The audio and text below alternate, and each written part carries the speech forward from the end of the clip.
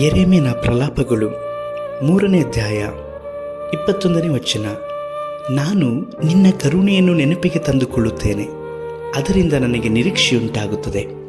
ಕರ್ತನಲ್ಲಿ ಪ್ರೀತಿಯ ದೇವಜನರೇ, ದೇವರಾಗಿರುವಂಥ ಯೇಸು ಕರ್ತನ ಮಹಾಕೃಪಾ ಕರುಣೆಯಿಂದ ಇಂದು ಸಹ ನೀವು ಜೀವಿಸುವ ಹಾಗೆ ಮಾತ್ರವಲ್ಲದೆ ನಿಮ್ಮ ಜೀವಿತಕ್ಕೆ ಬೇಕಾದಂಥ ಎಲ್ಲ ಅಗತ್ಯತೆಗಳನ್ನು ಸಹ ದೇವರು ಒದಗಿಸಿಕೊಡುತ್ತಾ ಬಂದಿದ್ದಾರೆ.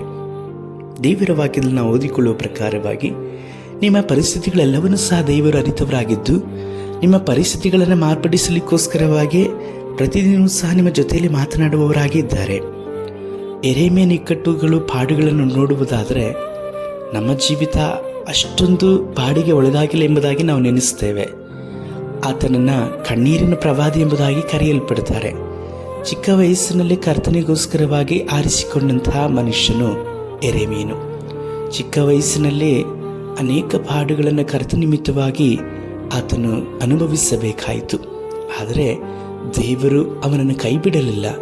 ಯಾವಾಗಲೂ ಸಹ ಯೆರೆಮೀಯನನ್ನು ಕರುಣಿಸುವವರಾಗಿದ್ದರು. ನಿಮ್ಮ ಸ್ಥಿತಿ ಏನಾಗಿರಬಹುದು? ನೀವು ಲೋಕದಲ್ಲಿ ದೊಡ್ಡವರಾಗದೇ ಇರಬಹುದು, ಒಂದು ಸ್ಥಾನಮಾನಗಳಲ್ಲಿಯೋ ಅಥವಾ ನಿಮಗಿರುವಂತಹ ಆ ಅಗತ್ಯತೆಗಳಲ್ಲಿಯೋ, ಮನೆಗಳಲ್ಲಿಯೋ, ಆಸ್ತಿಗಳಲ್ಲಿಯೋ ಯಾವ ವಿಧವಾಗಿಯೂ ಸಹ ನೀವು ದೊಡ್ಡ ಸ್ಥಿತಿ ಇಲ್ಲದೇ ಇರಬಹುದು. ಆದರೆ ನೀವು ದೀನರಾಗಿದ್ದರೆ ಸಾಕು. ದೇವರು ದೀನರಿಗೆ ಕರುಣೆಯನ್ನು ತೋರಿಸುವವರಾಗಿದ್ದಾರೆ. ಓದಿಕೊಂಡ ವಾಕ್ಯದ ಪ್ರಕಾರವಾಗಿ ಆತನ ಕರುಣೆಯನ್ನು ನೀವು ನೆನಪಿಗೆ ತಂದುಕೊಳ್ಳ್ರಿ. ಆ ಕರುಣೆಯಿಂದ ನಿಮಗೆ ನಿರೀಕ್ಷೆ ಉಂಟಾಗ್ತದೆ. ನಿಮ್ಮ ಪರಿಸ್ಥಿತಿಗಳು ಬದಲಾಗಲ್ಪಡ್ತದೆ. ಯಾವಾಗೆಲ್ಲ ನೀವು ಬಿದ್ದು ಹೋಗಿದ್ದೀರೋ ಆ ಬಿದ್ದು ಹೋದಂತಹ ಸಮಯದಲ್ಲಿ ನಮ್ಮ ಜೀವಿತ ಮುಗ್ದೇ ಹೋಯಿತು ಅನ್ನುವಂತಹ ಸ್ಥಿತಿಗೆ ನೀವು ಹೋದ್ರಿ. ಆದರೆ ಇವತ್ತಿಗೂ ಸಹ ನೀವು ಬದುಕ್ತಾ ಇದ್ದೀರಲ್ವಾ? ಆದ ಕಾರಣ ನಿಮಗೆ ಈಗಿರುವಂಥ ಪರಿಸ್ಥಿತಿಗಳನ್ನು ಸಹ ಇಂದಿನ ಪರಿಸ್ಥಿತಿಗೆ ಆಲೋಚನೆ ಮಾಡಿ ನೋಡಿರಿ. ಆ ಹಿಂದೆ ದೇವರು ನಿಮ್ಮನ್ನು ಕಾಪಾಡಿ ಕರುಣಿಸಿ ರಕ್ಷಿಸಿದರು. ಇವತ್ತು ನಿಮ್ಮನ್ನು ಕಾಪಾಡೋದಿಲ್ವಾ? ನಿಶ್ಚಯವಾಗಿ ದೇವರು ಈ ದಿವಸವೂ ಸಹ ನಿಮ್ಮನ್ನು ಕಾಪಾಡ್ತಾರೆ. ನೀವು ಯಾವುದೇ ಪರಿಸ್ಥಿತಿಗಳಲ್ಲಿ ಇರುವುದಾದರೂ ದೇವರ ಕರುಣೆಯನ್ನು ನೆನಪಿಗೆ ತಂದುಕೊಳ್ಳ್ರಿ.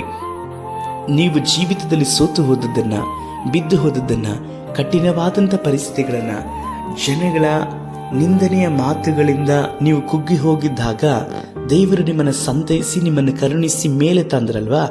ಅದನ್ನು ನೆನಪಿಗೆ ಮಾಡಿಕೊಳ್ಳ್ರಿ. ಆಗ ನಿಮಗೆ ನಿರೀಕ್ಷೆ ಉಂಟಾಗ್ತದೆ. ಈ ನಿರೀಕ್ಷೆ ನಾವು ದೇವರ ಸಮ್ಮುಖದಲ್ಲಿ ನಿಲ್ಲುವಾಗಿಯೂ ಆತನ ಪ್ರಸನ್ನತೆಯಲ್ಲಿ ನಡೆಯುವ ಹಾಗೆ ಮಾರ್ಪಡಿಸುವಂಥದ್ದಾಗಿದೆ. ದೇವರು ನಿಶ್ಚಯವಾಗಿ ಈ ದಿವಸವೂ ಸಹ ನಿಮ್ಮನ್ನು ಕರುಣಿಸುವವರಾಗಿದ್ದಾರೆ. ನಾವು ಪ್ರಾರ್ಥಿಸುವ. ಸರ್ವಶಕ್ತನಾದ ದೇವರೇ, ನಿಮ್ಮ ಕರುಣೆಯನ್ನು ನಾವು ನೆನಪು ಮಾಡಿಕೊಳ್ಳುತ್ತೇವೆ. ಅದರಿಂದ ನಮಗೆ ನಿರೀಕ್ಷೆ ಉಂಟಪ್ಪ. ನಮ್ಮ ಜೀವಿತಕ್ಕೆ ನೀನೇ ಆ ನಿರೀಕ್ಷೆಗೆ ಆಧಾರನಾಗಿರುವುದರಿಂದ ನನ್ನೊಡನೆ ಪ್ರಾರ್ಥಿಸ್ತಾ ಇರುವಂಥ ಒಬ್ಬೊಬ್ಬರುಗಳನ್ನು ಮುಟ್ಟಿ ನಡೆಸಿರಿ. ನಮ್ಮ ರಕ್ಷಕನಾದ ಯೇಸು ಕರ್ತನ ನಾಮದಲ್ಲಿ ತಂದೆಯೇ, ಆಮೇನ್.